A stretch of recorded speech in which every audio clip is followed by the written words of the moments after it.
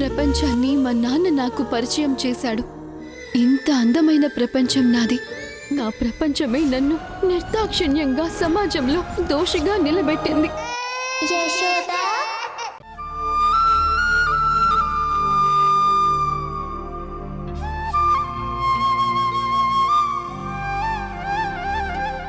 గుండాగి చచ్చిపోతారు.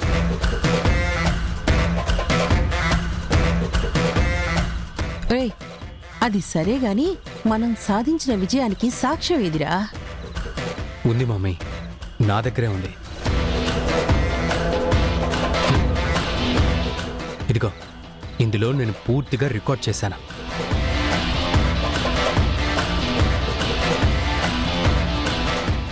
ఇదేరా మన వజ్రాయుధం. ఈ ఒక్క వీడియోనే బ్రహ్మాస్త్రంతో సమానం. ఇంకా దీనికి తిరుగుండదు. వాళ్ళు సరెండర్ అయిపోవాల్సిందే. మన కాళ్ల మీద పడి వేడుకోవాల్సిందే. నా కూతురు జీవితం నాశనం చేయకు, నా చెల్లెల జీవితం నరకం చేయకు. కన్న కూతురు కొమిలిపోతుంటే మేం చూడలేము అని వాళ్ళు మనల్ని దీనంగా వేడుకోవాల్సిందే.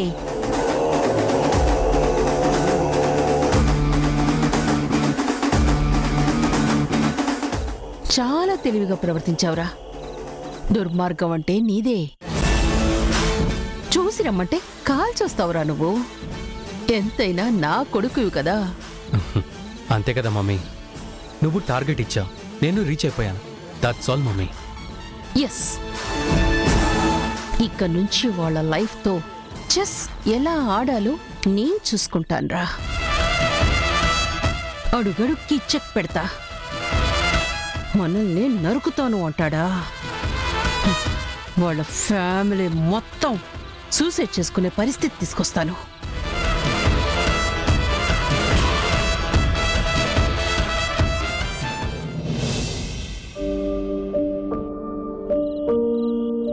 బంగారమే బంగారమే నువ్వు నా వరమే, నీ క్షేమమే నీ సంతోషమే నన్ను నడిపించే బలమే.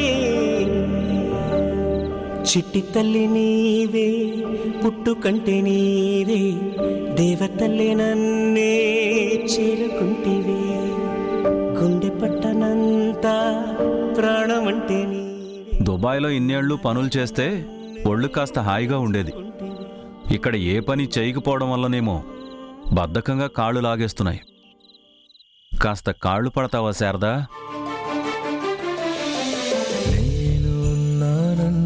ఉదయం చీకటినే దాటే సమయం, పరుగెత్తుకు వచ్చే హృదయం నానా.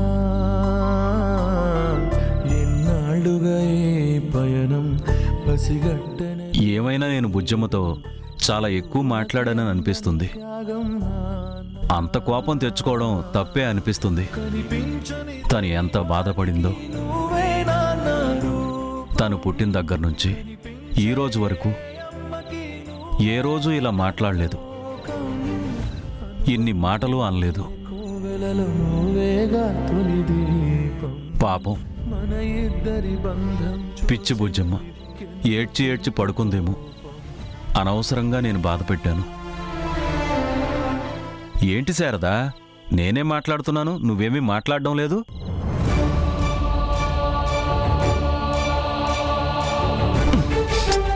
శారదా, శారదా, ఏం చేస్తున్నావు? అసలు నువ్వేం చేస్తున్నావు? మా నాన్నకి నేను కాలు పడుతున్నాను, అందులో తప్పే ఉంది. చూడు, నేను నిన్ను పిలవలేదు, నీకు పని చెప్పలేదు. ఎవరి పనులో నీ భుజాన వేసుకుని ప్రతిదానికి నువ్వు మంచిదాని అనిపించుకునే ప్రయత్నం చేయకు. ఇలాంటి పనులు చేసి నాకు దగ్గరవ్వాలని, నన్నే నీ తండ్రిగా ఫిక్స్ అవ్వాలని తప్పుడు ప్రయత్నాలు చేయకు. ఇప్పుడు నేను పడుతున్న ఇబ్బంది నాకు మాత్రమే తెలుసు. అనవసరంగా నాకు నా పిల్లలకి మధ్య గొడవలు జరుగుతున్నాయి. నువ్వింకా నన్ను బాధ పెట్టే ప్రయత్నం చేయొద్దు. ఇది మిమ్మల్ని నన్ను ఏడిపించడానికే ఇక్కడికొచ్చిందండి. ఈవిడ గారు ధరణికి ఎగేస్తోంది. జనని మీ అమ్మ అక్కడికి వెళ్ళు అని నూరిపోస్తోంది. మన పిల్లల్ని ఆ గుణ జననీలకి దగ్గర చెయ్యాలని చాలా ప్రయత్నాలు చేస్తుంది. వాళ్ళు దీని తల్లిదండ్రులు కాదు అని తెలిసేసరికి ఇక్కడ చేరి వాళ్ళని ఎలా వెళ్ళగొట్టాలా అని లక్ష్యంగా పెట్టుకుంది. వీళ్ళని వాళ్ళ దగ్గరికి పంపించడమే ఈవిడ గారి ధ్యేయమట, టార్గెట్ అట. ధరణితో చెప్తుంటే నేను నా చెవులారా విన్నాను. శారదా చెప్పింది నిజమేనా?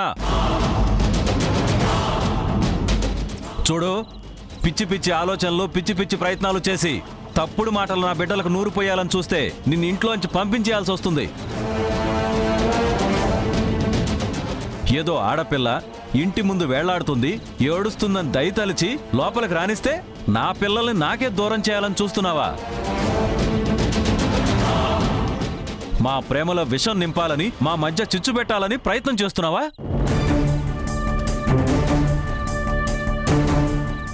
నీకు ఏమీ కాని నన్ను మీ నాన్నగా దక్కించుకోవడానికి నేను కన్నపిల్లలను దూరం చేయాలని దుర్మార్గపు ఆలోచనలు చేస్తున్నావు. అసలేంటి నాన్న మీ ప్రాబ్లం? నేను మీ కూతున్నని మీరు నమ్మలేకపోతున్నారా? నిజంగానే మీరు నమ్మట్లేదా? లేక నమ్మకూడదని నిర్ణయానికి వచ్చారా? ధరణి, బాలులు, జనని గుణగారి పిల్లలే, అందులో ఎలాంటి డౌటే లేదు. నన్ను నమ్మరు, వాళ్ళని నమ్మరు. ఎందుకు? అన్ని ఆధారాలు వాళ్ళ దగ్గరున్నాయి. నిజం తెలుసుకునే ప్రయత్నం చేయండి అంటే నాకు అనవసరమని మొండిగా వాదిస్తారు. ఎప్పటికైనా నేను ఇక్కడ ఉండాల్సిన మీ కూతున్నే, వాళ్ళు అక్కడికి వెళ్లాల్సిన వాళ్ళ పిల్లలే. ఇందులో ఎలాంటి అనుమానం లేదు. నువ్వు నా కూతురువి కావు, కావు, కావు. ధరణి, బాలులు వాళ్ళ పిల్లలు కాదు. అది నా నమ్మకం. దీన్ని మించి మరొకటి నేను నమ్మను. శారద చెప్పిన దాన్ని బట్టి, నువ్వు పిలిచే పిలుపులను బట్టి నిన్ను చూస్తుంటే నా పిల్లలు నాకు దూరమయ్యేలా చేస్తున్నావనిపిస్తుంది.